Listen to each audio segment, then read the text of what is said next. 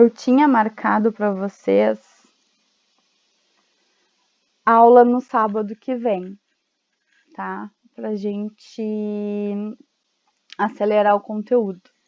Mas eu tenho que ver com a direção se ainda vai continuar a aula no sábado, nesse sábado, dia 22, tá? Se continuar, se a gente tiver a mesma aula no dia 22, a nossa aula vai ser... Deixa eu ver aqui. Vai ser... Não botei, mas vai ser à tarde, tá? Se eu não me engano, das 4h30 às 6h30, tá? Mas aí eu confirmo com vocês se vai ter realmente aula, tá? Faço aquele... Oi. Agora toda manhã vai ter esse horário, das 8 até meio-dia e 15. Isso aí. Pelo menos essa semana... Bom dia. Essa semana ela é um teste, né? Pra ver como é que tudo vai sair. E se for bem sucedido, vai ser sempre assim, tá? A aula das 8 ao meio-dia e 15. Até quando? Até, só Deus sabe. Ou até a gente voltar para a presencialidade, ou até as férias, né? Sora, é verdade que as aulas iam voltar no que vem? Então, tem um projeto aí na realidade, é do Sindicato das Escolas Particulares, né? Que está com uma ideia de voltar agora no final de agosto, tá? Mas vai passar primeiro pelo governador, né? Tem que ter aprovação do governador e tem que ter aprovação também do prefeito, né? Então, ainda está tudo muito nebuloso. Mas a ideia seria de voltar agora em dia 31, se eu não me engano. Tá? Não, professora, se não der certo, quais são os motivos de não dar certo? De as pessoas saltarem? Ou seria assim? Ou não? Eu não sei ainda o que seria o motivo de não dar certo, né? Mas eu acredito que a Cláudia vai fazer reunião com os pais e tudo mais depois para ver, né? Porque eu também acredito que muitas mães e pais não vão querer deixar os filhos para a escola por medo também de se infectarem. Ô, Sora, eu acredito que seja opcional, né? E eu não. Pois eu não sei como é que vai ficar, né? A princípio, a ideia seria voltar aos poucos, né? Seriam por grupos. Não voltaria a turma toda. Ele estava usando o termo... Não seria a turma toda, mas mesmo assim é uma exposição, né? Então eu não sei. Eu sei que a escola está fazendo plano, né? Tem que ter um plano de trabalho feito por um enfermeiro que organize direitinho, né? Para não ter contato, para ter o mínimo contato possível, né? Separando, tem que ter aquele distanciamento de 1,5 m de aluno, né? Então as classes já iriam ter menor quantidade, né? Imagina a sala de vocês, né? Que é aquela ali onde eu dou aula à tarde. Ela é uma sala estreitinha, né? Vocês todos ficavam pertinhos um do outro. Aí já teria que ter um distanciamento de 1,5 m nas laterais, na frente e atrás. Então já não conseguiria ir toda a turma, né? Então é uma coisa que estão organizando ainda para ver se vai dar certo. Mas Ô, Sora, se colocaram no aquela meio da proteção nas mesas igual na China. que iam acabar, não ia ter mais aula presencial. Como é que é? Desculpa, eu não escutei. No meio da quarentena, tipo, acho que uns 2 meses atrás, já não diziam que ia ser já canceladas as aulas presenciais. Não, na realidade, o que acontece? O problema é que a maioria das escolas públicas, elas não estão tendo aula, né? Nem assim que nem a gente está tendo. Então, o medo de não voltar à presencialidade seria de cancelar o ano letivo para as escolas públicas e estaduais, né? E aí, provavelmente prejudicaria a gente também, que está desde março tendo aula, né? Então, eu acho que um pouco dessa tentativa de voltar à presencialidade seria isso, para as escolas públicas não perderem o ano. Mas também, na realidade, fica um jogo de empurra, né? No momento que essa parte da saúde e da educação virou uma coisa só e a politicagem tem que decidir, a gente já sabe a bola que vira, né? Então é complicado. É uma situação bem complicada que a gente não sabe ainda como é que vai ficar.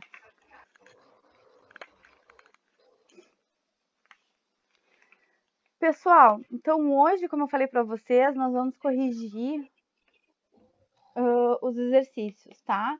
Então a gente tem, me ajudem, tá? É peixes, anfíbios, répteis, aves e mamíferos para corrigir, não é?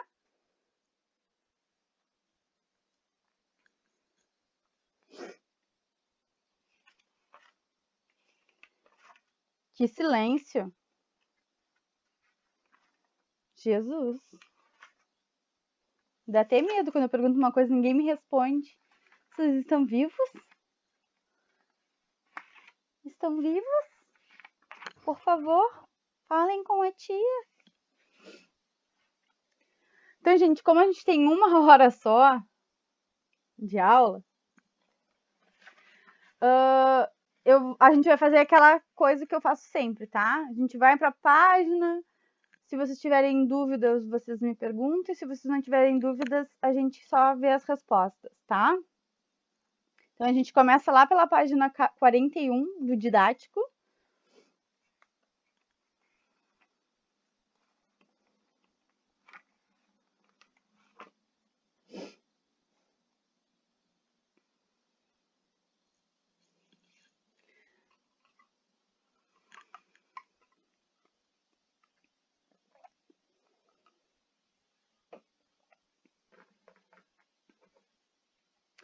Na página 41, alguma dúvida de algum exercício?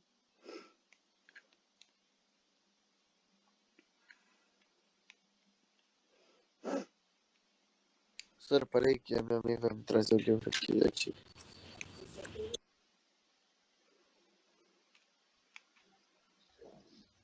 Tem gente com a câmera desligada, pessoal, liguem a câmera, tá? Sônia, Oi, eu tenho uma dúvida na 4. na 4, tá? Então vamos ver a 4. Algumas espécies de peixes podem viver sozinhas, outras, como as sardinhas, vivem em cardumes, facilitando a fuga e confundindo os predadores. A linha lateral pode ser considerada importante na formação e no deslocamento dos cardumes? Justifique a sua resposta. Então, a linha lateral é aquela linhazinha que fica ali no meio do corpo, quase no meio do corpo do peixe, tá? E ela, sim, ela é importante, né, no deslocamento dos cardumes e na formação, né? Quem aqui já viu Procurando Nemo? O desenho do Procurando Nemo? Ué, mas que isso? A maioria não viu? Gente, Continue a nadar. tema pro final de semana: assistir Procurando Nemo 1, tá? Por que o 1? Meu Deus, é muito bom. Porque o 1 tem uma parte, tá? Em que a Dory e o pai do Nemo, que eu não me lembro o nome dele, encontram um cardume de sardinhas. E eles começam a formar imagens, todos juntos. Tá? Então eles fazem o peixe falando, eles formam desenhos. É o Marlin. Não é é Marlin, tá. E aí eles vão formando as coisas, tá? Então ali tá mostrando direitinho pra gente tudo que o cardume, claro, não, né, um pouco de piada junto, mas ele mostra que o cardume consegue fazer essa conexão entre eles e formar imagens, vamos dizer assim, tá? Então, essa percepção da vibração da água. Ah, agora eu entendi. Fica parecendo um animal grande. Isso, essa Eu tava vibração. olhando vocês mexer com os braços aí, tudo estranho. Eu não tava entendendo mais nada. Então, essa vibração da água, quando tá vindo algum predador, alguma coisa, eles conseguem sentir lá naquela linha lateral deles, tá? Então, eles conseguem ver, a partir da linha lateral, que seria um órgão do sentido, a aproximação de predador, tá? Então, a partir dessa vibração, deles escutarem com essa linha lateral, eles conseguem formar como se fosse uma escultura, né? Tem uma formação de cardume para dar a entender para o predador que eles são muito maiores do que o predador, né? Então, por exemplo, se vem um tubarão para se alimentar deles, eles vão constituir uma estrutura, né? Vão formar como se fosse um peixe grande para tentar se proteger do tubarão que está vindo, né? O tubarão não vai tentar comer um peixe maior que ele, né? Ô, senhora, Oi. você pode matar uma curiosidade minha? Sim, se eu souber te responder, sim. No filme do Procurando Nemo, ele tem quando ele vai procurar o Nemo e vai para a cidade tartaruga, entendeu? E aí tem aquela ondinha que sempre vai lá, tipo, nas ondas fortes. Aquilo, o que seria? Aquela onda que eles pegam, Isso, para ir aquela mais rápido, para impulsar. é como se fosse uma maré de retorno, tá? É como se fosse. Quando a gente está na praia, por exemplo, e vem a onda, não tem uma parte da água que ela é sugada, assim, parece que por um canudo quando retorna? Aquilo ali é uma onda que faz essa sucção. E por dentro tem essa maré que faz esse movimento, como se tivesse uma força impulsionando, tá? Então é esse movimento da maré que leva como é que eu vou dizer para ti? É uma força que tem como se, por exemplo, a gente está caminhando, tem um vento forte que nos empurra, tá? Nos empurra para um lugar. É como se tivesse um vento forte naquele ambiente que fizesse com que aquela água, aquela maré se direcionasse naquela direção. Tá? Todos os fundos de oceano têm essa maré. E na beira da praia, a gente consegue enxergar, porque quando a onda bate e ela retorna para o mar, sempre faz um tipo de um funil que puxa a água, né? Que às vezes tem aquele repuxo que as pessoas dizem, não fica aí que a água tá puxando. É essa força da maré, tá? Para puxar a onda, a água pro lugar certo, vamos dizer assim. Não tem nada a ver com a corrente. Com a corrente marítima, isso. São tudo correntes. Obrigado, senhor. De nada. Bom, exercício 1, qual é a alternativa certa? O que vocês marcaram aí? Vou chamar nomes. Chama, Sora. Então, fala aí pra mim qual é a alternativa. Que tu Eu? marcou. Não falasse meu nome? Fala, Luigi, meu querido. B. B. Isso aí, perfeito, tá? O número 1, letra B. Alguém tem mais alguma dúvida aqui nessa página? Não? Vamos ver então outra pessoa. Lucas, exercício 2, o que tu marcou? Letra A. É a D, tá? Apresenta função interna. O que seria que apresenta função? Fecundação, Sora. Fecundação, desculpa. Fecundação interna. Tá? A raia, ela tem os órgãos, né, genitais, que ela introduz, o macho introduz na fêmea. 3.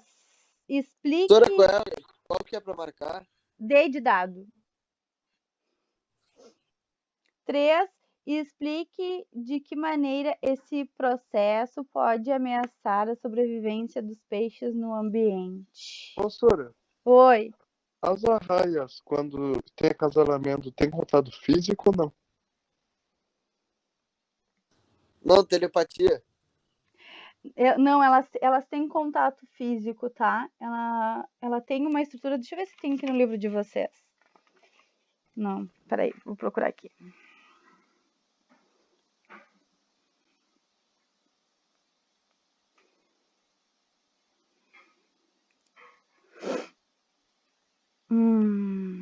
Deixa eu ver se tem uma imagem aqui, tá? A raia, o filhote, eles são vivíparos, tá? Então, eles vão colocar o ovo. Deixa eu ver se aparece aqui. Não vou achar nenhuma imagem que dá de ver o...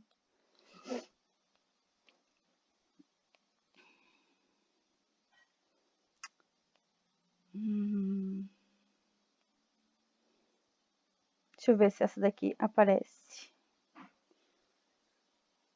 Não. Eles têm uma estruturazinha ali perto do rabo, né? Que é como ele inocula os espermas, né? Só que eu não tô achando aqui no livro de vocês não tem. Não achei aqui.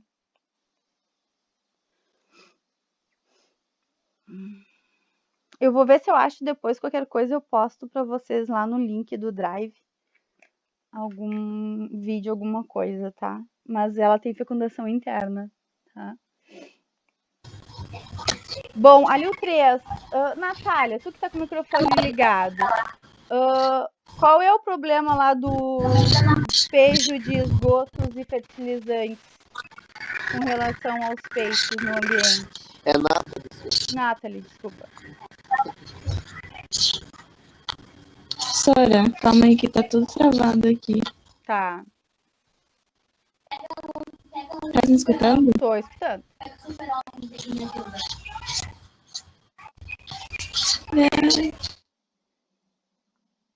Agora travou. Calma aí. Eu tinha ligado o microfone que eu ia te falar que tem uma plantinha, estão pensando em colocar uma plantinha nos mares, que ela não... Ela, tipo, ela tem as pétalas dela, ela não absorve nada. E aí estão pensando em colocar no mar pra não absorver, tipo, petróleo, esses negócios, sabe? Legal. Sim. Tá aí a resposta da 3.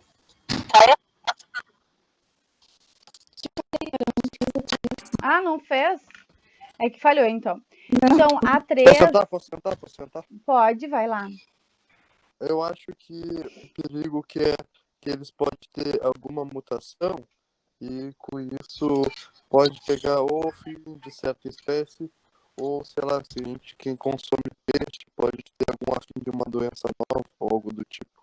Tá. Em partes, tá?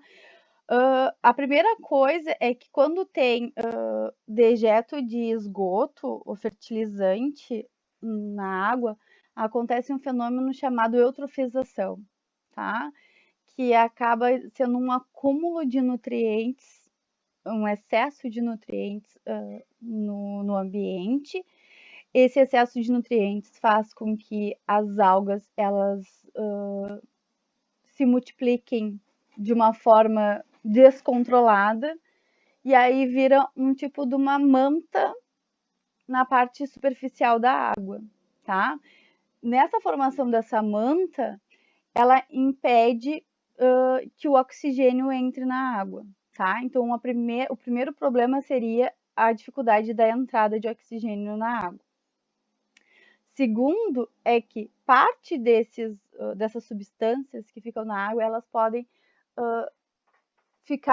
formar uma camada em cima das brânquias. E aí essa camada impede também com que a água passe e o peixe consiga absorver o oxigênio, tá? E aí ele vai morrer por asfixia. E aí entra essa parte também que tu falou, Anderson, das toxinas, elas entrarem na pele do indivíduo, ele pode morrer intoxicado ou passar as toxinas para os próximos níveis da camada alimentar, né? Da escada alimentar. Então tem todos esses problemas. Da falta de oxigênio, de não conseguir respirar porque a brânquia vai estar tapada, tá? E as toxinas. Bom, a A4 eu já expliquei para vocês, né? Que a linha ela é utilizada para ter essa sensibilidade, sentir, né, o ambiente. Aí a gente vai ali para a página 42. Alguma dúvida nesses dois exercícios que tem na página 42?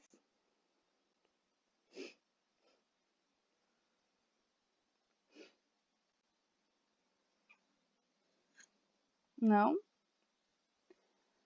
Rafael, exercício 5, o que tu marcou?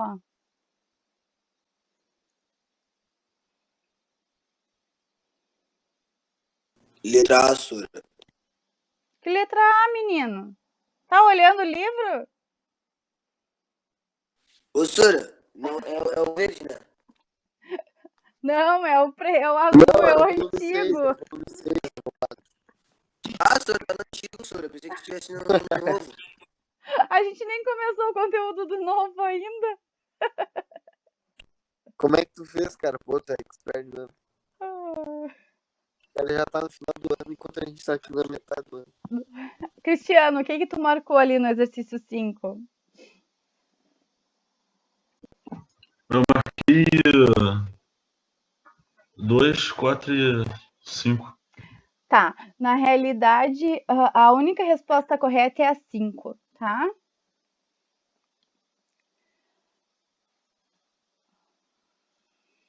Tá certo? Sora, Oi, pode me tirar a dúvida da B da 6? B da 6, posso? Ô, Sora, Pode me primeiro, explicar ela? Eu por não que entendi. ele não pode marcar 2? Por que não pode marcar 2? Espera aí que eu vou ter que ler o exercício. Tá certo. Então, ali Professora, a 5 diz assim: a piracema pode ser traduzida pelo movimento de várias espécies de peixe, rio acima para completar o ciclo reprodutivo. A interrupção desse movimento por obstáculos, como barragens, afeta diretamente o sistema fisiológico que permite a reprodução dos peixes. A reprodução desses peixes, dessas espécies de peixes, é controlada pelo eixo hipotálamo, hipófise e gônadas, um sistema de cascata de liberação de hormônios e neurohormônios, que produzem as condições que produzem as condições ambientais para a fisiologia dos animais, definindo assim o sucesso reprodutivo dos indivíduos. Os hormônios hipofisiários agem sobre as gônadas, ovários e testículos, estimulando a síntese dos chamados esteroides gonadais, estradiol, progesterona, testosterona e a pender do sexo. Ui? Tá. Considerando a importância da piracema para a sobrevivência de determinadas espécies de peixe, é correto afirmar. E aí a 2 diz assim: a grande vantagem da desova nas cabeceiras dos rios, realizada pelos peixes migradores, é a abundância do alimento e é que essas regiões proporcionam para os girinos recém-eclodidos.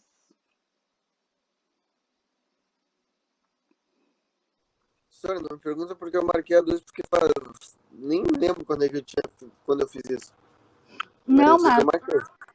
na realidade,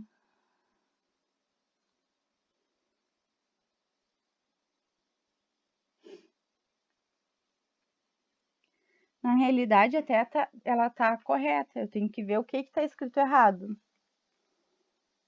A grande vantagem da desova das cabeceiras dos rios, realizada pelos peixes migradores, é a abundância de alimento em que as regiões.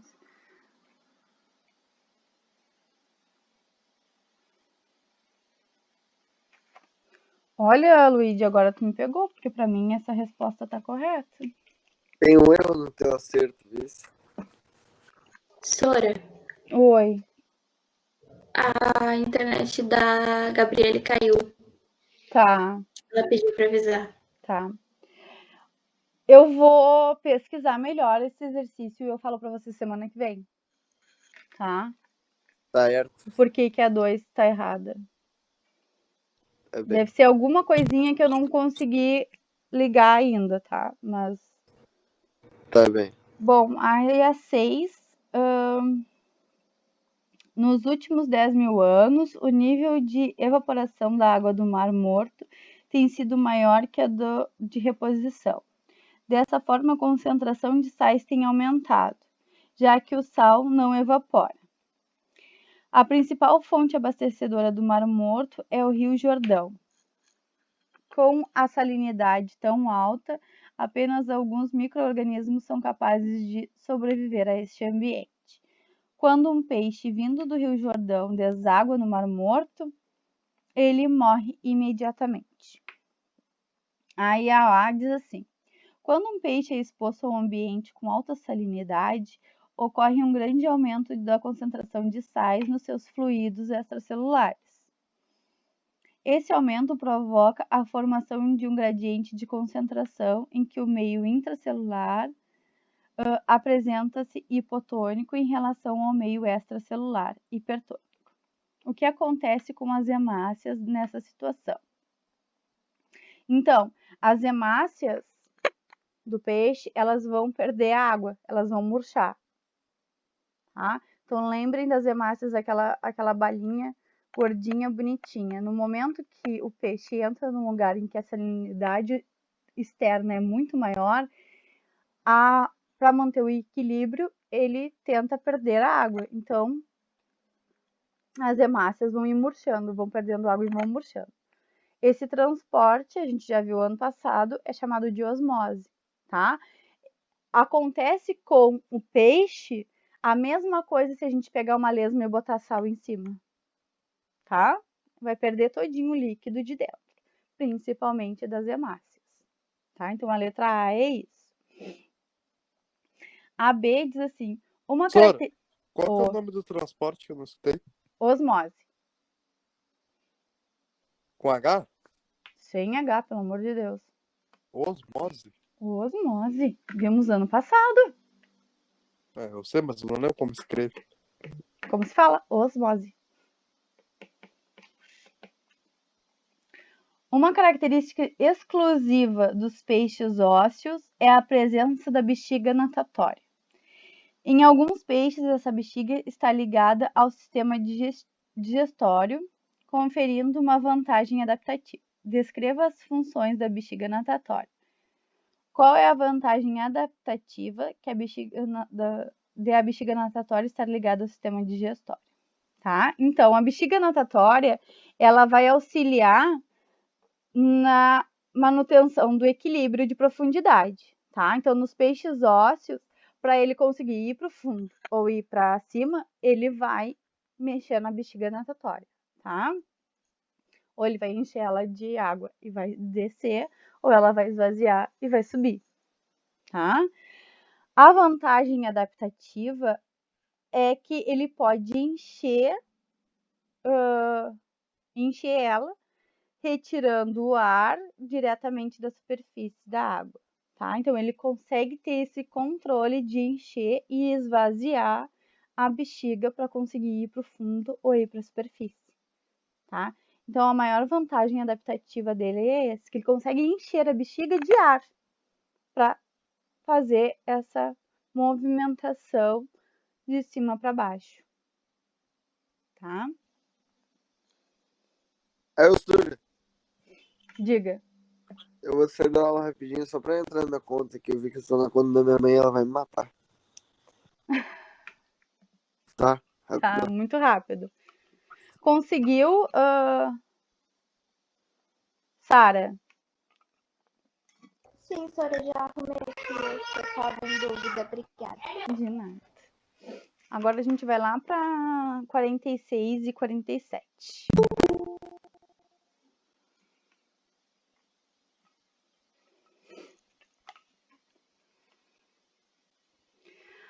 Alguma dúvida em algum desses exercícios da página 46 e 47?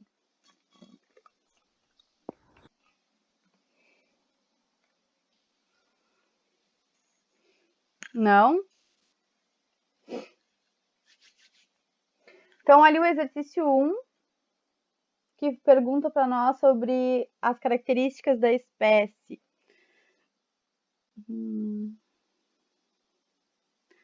Bia, o que tu colocou?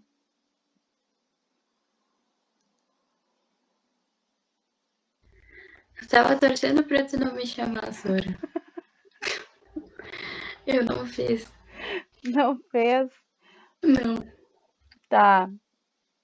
Então, ali, ó, tá falando sobre a vida dupla dos anfíbios, né? E aí pediu pra gente explicar o porquê que ele tem essa vida dupla, né? Bom, os anfíbios, eles são os primeiros indivíduos a conquistarem a Terra. Só que eles necessitam da água para sua reprodução. Então, eles não são independentes da água, né? Então, eles têm que ficar em ambientes úmidos ou muito próximos da água. Então, se deve a isso, essa vida dupla deles é isso, que eles dependem da água, né, do ambiente com água, úmido, aquático, se vocês quiserem colocar, para reprodução, tá certo? Por isso que a gente encontra tanto sapo na valeta, tá? Que eles ficam ali naquele ambiente em que tem aquela água passando para conseguir se reproduzir. Então, por mais que eles estejam no ambiente terrestre, eles necessitam da água para se reproduzir. Tá? Exercício 2. Deixa eu ver quem que eu vou chamar.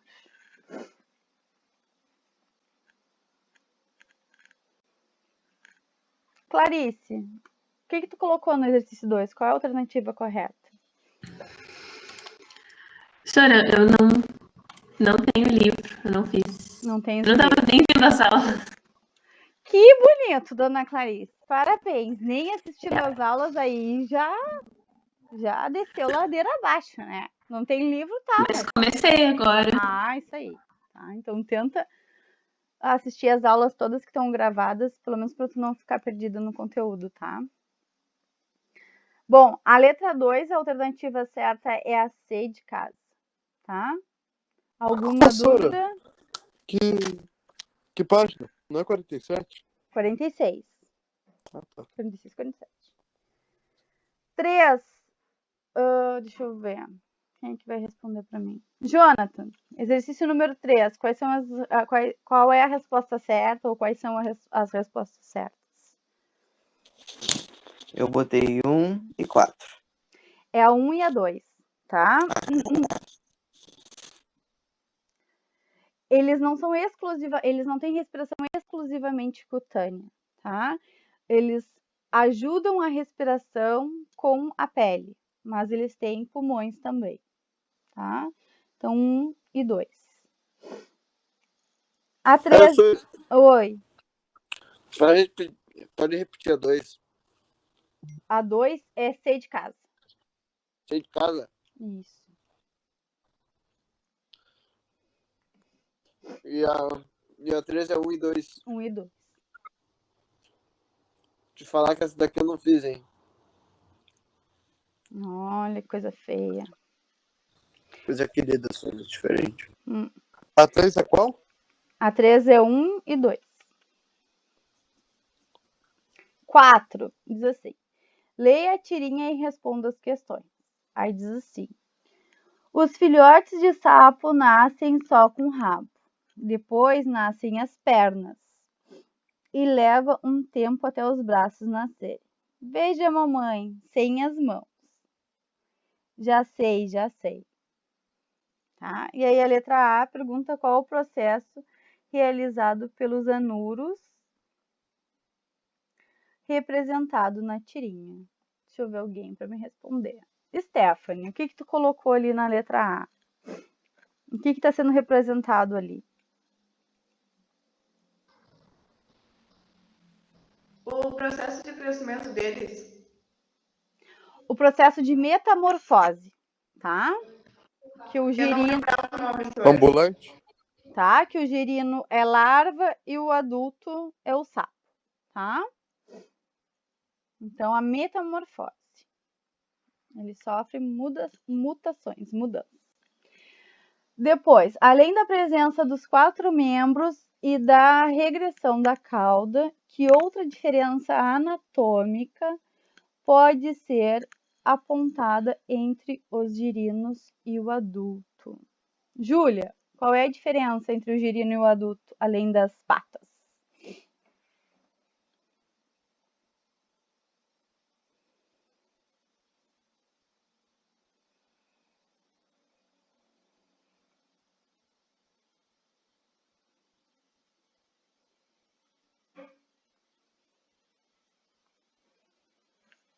Consegui. A língua?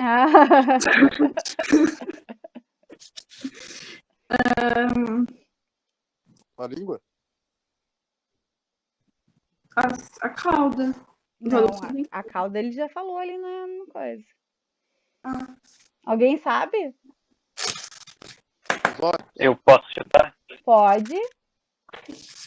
Eles dependem da água? Tá, eles dependem da água, mas o que diferencia eles? Mais ainda. Fala. Eu botei que eles desenvolvem os pulmões. Isso aí, né? O girino, ele tem as brânquias, que eles vão respirar debaixo d'água, né? E aí o adulto, ele vai desenvolver, vai organizar melhor, né? Os pulmões e a respiração cutânea, tá? Então, a diferença é essa. Enquanto os girinos têm brânquias, o adulto tem pulmões. Tá? No 3, tá falando assim para nós, no 3 não, no 5, que 3 grupos de sapos foram mantidos em 3 temperaturas diferentes, 15 graus, 5 graus, 15 graus e 25.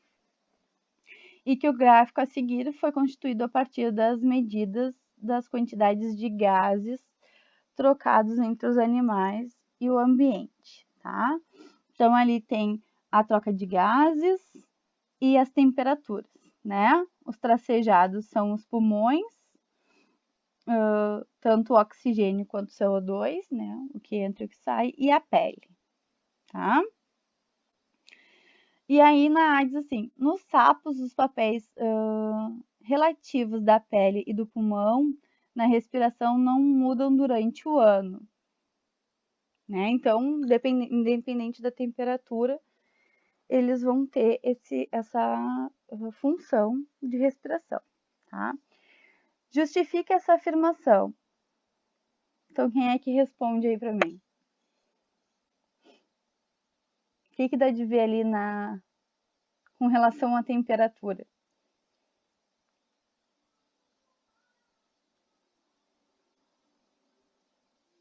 Que os pulmões respiraram melhor em cada temperatura?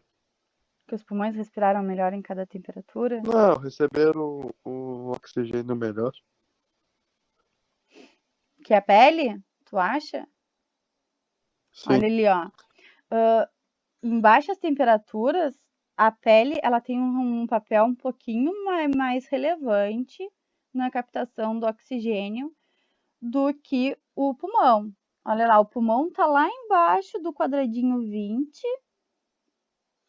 e a pele tá lá pertinho do 20, o O2, ó. Sim, mas então, foi isso que eu falei, só que é o contrário. Tá bom. Então, no frio, a pele tem uma funcionalidade é muito mais relevante na absorção do oxigênio que os pulmões, tá? Em temperaturas mais altas, acontece o inverso. O papel do pulmão ele é muito mais relevante do que o da pele, tá? Então, era só colocar isso, tá? Que no frio a pele absorve mais oxigênio e no calor o pulmão absorve mais oxigênio, tá? Depois a B. Um sapo inalou o gás oxigênio radioativo. Qual será a primeira substância diferente do gás oxigênio a ser identificada nas mitocôndrias da célula? Tá? Lembrem que as mitocôndrias são as responsáveis pela respiração celular e pela formação lá, energética. Tá? Então, pela inalação do gás radioativo, a água vai ser a primeira substância a ser identificada nas mitocôndrias, tá? Por quê? Porque vai tentar fazer aquele equilíbrio osmótico, tá? Então, a gente vai encontrar primeiro, né, mais relevante, a água nas mitocôndrias da célula, desse animal, tá? Que teve a inalação desse gás radioativo. Para ter esse controle, essa tentativa de equilíbrio, de liberar, de eliminar as toxinas, tá? Qual que vai ser a primeira substância, então? A água.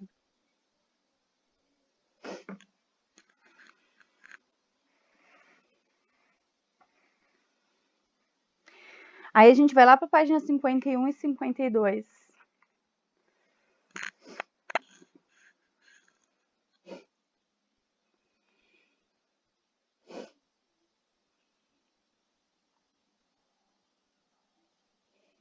Tá? Página 51 e 52. Alguém tem alguma dúvida em algum exercício?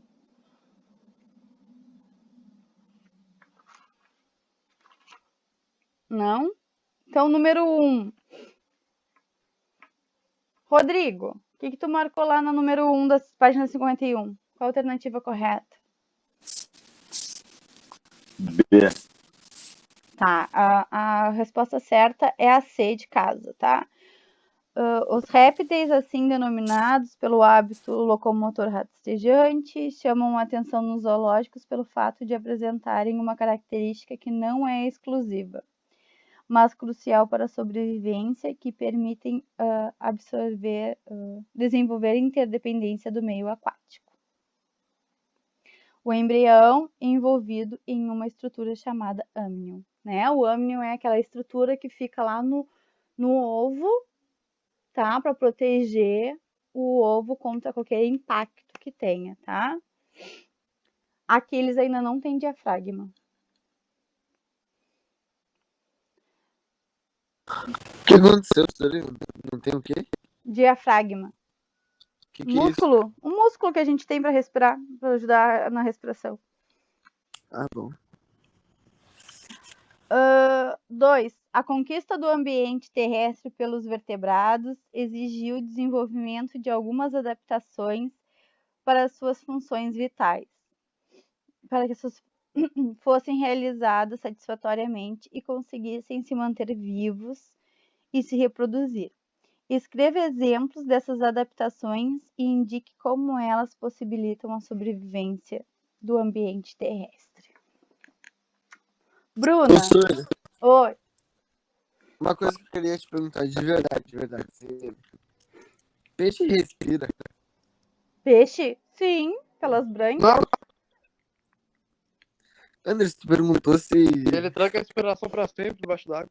Não, eu me admiro de ti falando de mim, né, cara? Tu perguntou se os bichão lá, eles acasalam sem se tocar. Tá, não. O abacate fêmea, o Achando que é abacate abacateiro, macho, tá? não se Achando que é toca. abacateiro. Eles Peixe não é se peixe, tocam. abacate é abacate. Tá, cara, pessoal, louco? vamos lá. É a mesma Sim, coisa que na peixe terra. respira, o oxigênio ele tira da água. Bruna, exercício 2. Qual é a tua resposta? Quais são as adaptações que os répteis tiveram que facilitou eles a viverem no ambiente terrestre? Sorry, eu não fiz essa. Jesus amado. Tá. Então, a primeira característica é a respiração exclusivamente pulmonar, tá? Desculpa, pulmonar. Então, aí ele consegue fazer as trocas gasosas no ambiente terrestre pelo fato dele ter pulmões, né?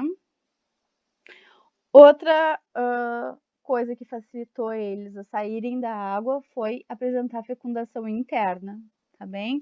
No momento que os indivíduos apresentam fecundação interna, eles não precisam do meio líquido para fazer a sua reprodução, né? Para liberar os ovos e espermatozoides.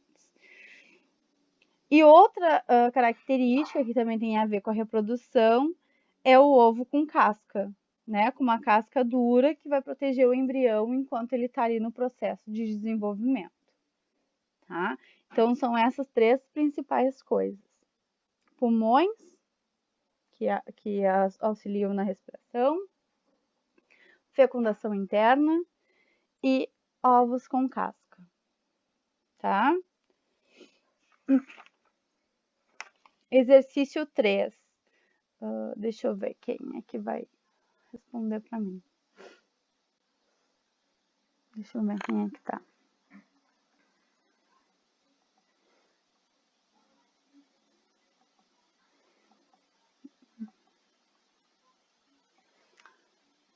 Vamos ver. Clarice, o que tu colocou no VOF? Não fez também? Fez uma cara assim? Não fez? Sora, não tem o livro. Ah, eu me esqueci, tá. Gabriel, VOF, qual foi teu VOF? Sim, senhor. Eu não fiz. Jesus amado, vou começar a dar negativo. Posso responder, Sônia? Pode, como é que ficou teu VOF? Eu coloquei VFV. Tá aí do outro lado? V. Tá. É VFVF. A última é F também. Ok. Tá?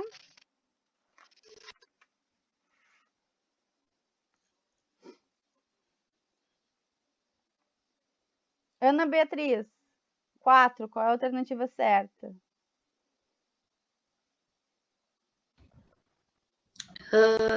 Eu posso ler aqui, Sora, agora? Pode. Que coisa feia, hein?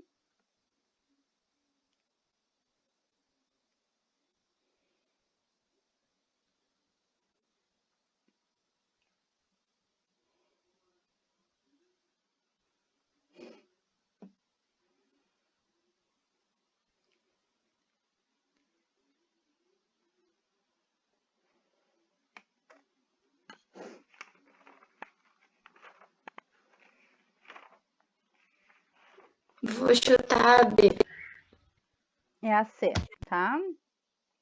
Tartaruga marinha é uma das espécies bandeiras que vem sofrendo sérios danos em função da poluição dos oceanos. Sobre répteis, assinale a alternativa correta. O coração da maioria dos répteis apresenta 3 cavidades, como o dos anfíbios. Difere estes por apresentar o ventrículo parcialmente dividido por uma parede externa. Por que que não é a B?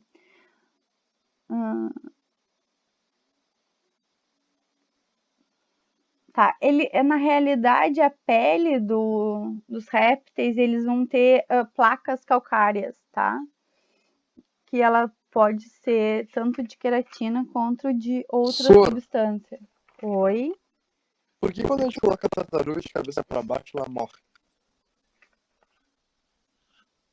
Olha, eu nunca fiz essa experiência do porquê que ela morre. Mas Vou te deixar provavelmente. de cabeça pra baixo pra ver como é que tu vai Mas ficar. provavelmente seja porque ela não consegue se desvirar, né? Pra poder se alimentar e fazer as suas atividades normais. Mas eu Ou nunca deve fiz ser, isso com uma coitada de uma tartaruga, de virar ela de cabeça pra baixo e não desvirar. deve ser porque o sangue vai pra cabeça e explode lá o cérebro, sei lá.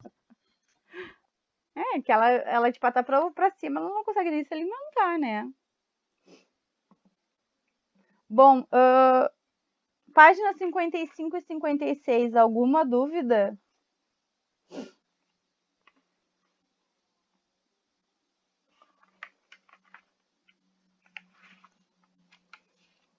Sim, não, talvez.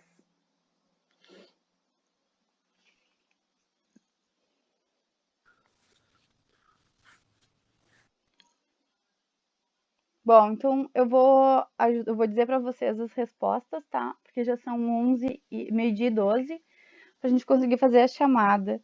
E aí o resto a gente corrige no próximo dia que a gente for corrigir exercícios, tá? Vou postar para vocês lá naquele link do Drive que tem nosso, as fotos dos gabaritos que a gente não conseguiu corrigir, tá? Então, vou postar a foto do lado da página 60, do didático, do Hora do Estudo e dos livros de atividades, tá? Que aí vocês conseguem corrigir qualquer dúvida, a gente tira na próxima aula. Bom, na página 55, o exercício 1 está falando que, por meio de estudos fisiológicos, identificou certo grau de parentesco evolutivo entre as aves e os répteis, tá? Mas ainda assim são várias as diferenças e está pedindo para a gente citar adaptações evolutivas. Então, a endotermia, né?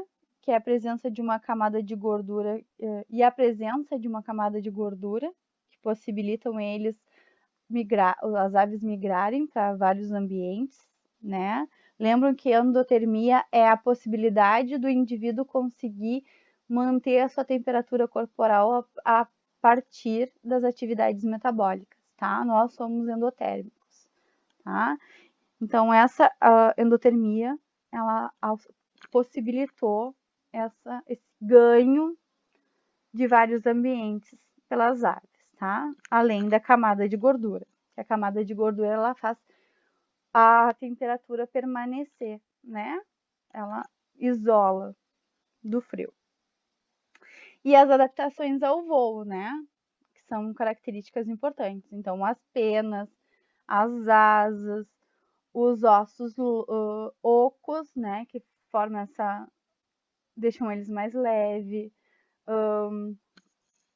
a presença dessa quilha no peito, né, que fica aquela estrutura, como eu falei na videoaula de carro de Fórmula 1, que ajuda a cortar o vento, tá? Então, todas essas adaptações, ela facilitou as aves a terem contato, a ter avançado em vários ambientes diferentes, tá? Depois, no exercício 2, lá na página 56, a resposta certa é a D de dado, tá? A 3, quais adaptações morfológicas que possibilitam a capacidade do voo das aves? Então, os ossos pneumáticos, né, que são os ossos ocos, a ausência da bexiga natatória, porque aí eles ficam mais leves, tá? A presença das asas e das penas, a quilha, que eu falei para vocês, né? E os sacos aéreos que têm comunicação com os pulmões, né? Que deixam eles mais leves por causa do ar que entra. Depois está falando para nós qual é o tipo de circulação das aves, né? Então, a circulação é fechada, dupla e completa, tá? E aí, essa circulação dupla, fechada e completa, ela auxilia na manutenção da temperatura, tá? E ajuda na energia do corpo e tudo mais. Depois, o 4, as aves não têm dentes nem mastigam os alimentos. Como o sistema digestório compensa o fato, tá? Então, eles vão apresentar o papo, que armazena e amolece o alimento. Depois tem o proventrículo, que lança os sucos digestivos. E a moela, que é o segundo estômago, que é aquela parte muscular que vai fazer essa parte de triturar, de macerar o alimento, tá? Então, esses três órgãos presentes no sistema digestório das aves substituem os dentes, tá? Se eu tiver muito rápido, vocês me falam, tá? Eu tô com fome. Já estamos terminando. Por que a digestão das aves precisa ser rápida e bastante eficaz? Porque eles precisam de energia, né? Para se movimentar e para manter a temperatura do corpo e para não acumular alimento, tá? Então, quanto mais rápido ela conseguir eliminar os dejetos, mais leve ela fica, mais fácil o voo, tá certo?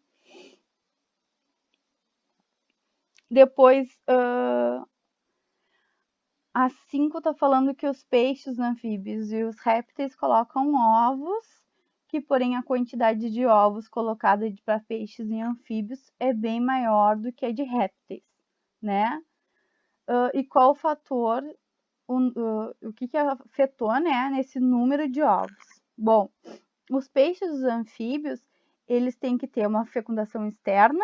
Eles têm uma fecundação externa, então a perda de material genético na água é grande, né? A perda de óvulo e de espermatozoide que não se une é muito grande. E pelo fato do ovo não apresentar casca. Então ele é um ovo muito sensível a qualquer impacto. Então eles têm que ter uma produção muito maior para ter uma... Pode.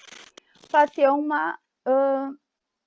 ter uma vida, né, menor. Na realidade, por exemplo, eles colocam 1000 ovos e desses 1000 ovos, 500 nascem, tá? Então é para ter esse equilíbrio.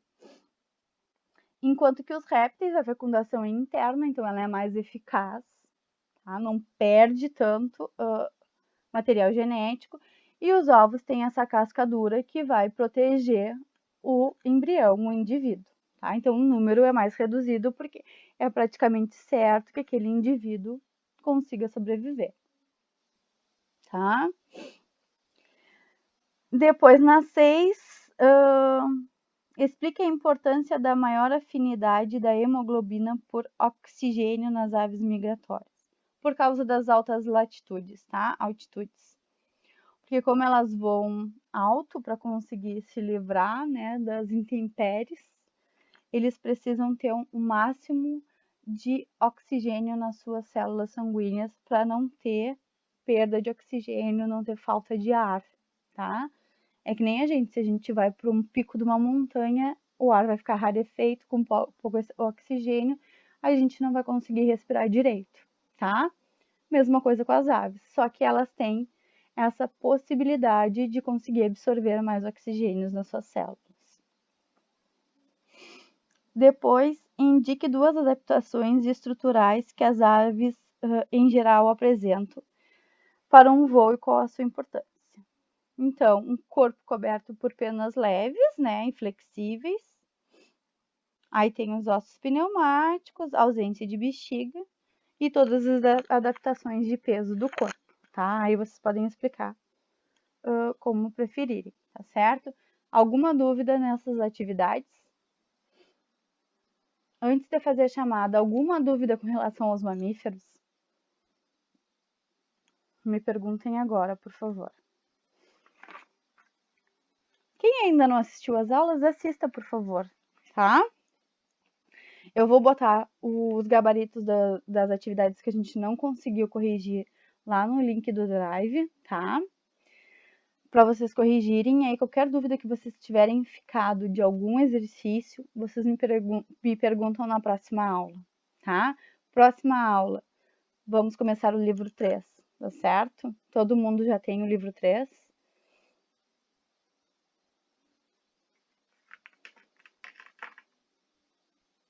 Sim, não, talvez?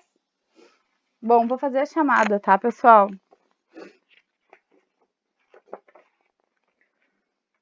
Ana Beatriz.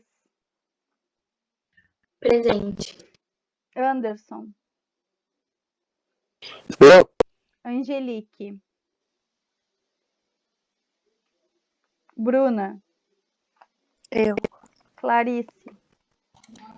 Aqui. Cristiano. Presente, querida professora. Diogo. Não. Eduardo Arpini. Eduarda Oliveira. Aqui. Eduardo Oliveira. Emily.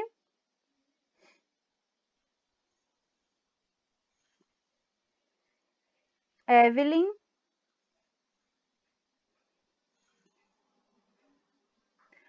Fernando. Gabriel Nunes. Eu, senhora. Gabriel Salvador. Aqui. Gabriele. Não. Henrique. Jonathan. Eu, Josué. senhora. Júlia. Aqui. Lohana. Lucas. Aqui. Luigi. Eu, senhor. Luiz. Aqui. Luísa. Luísa não. Manuela dos Santos.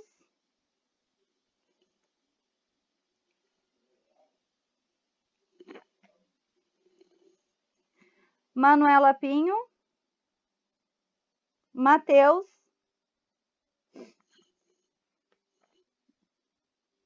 Nathalie.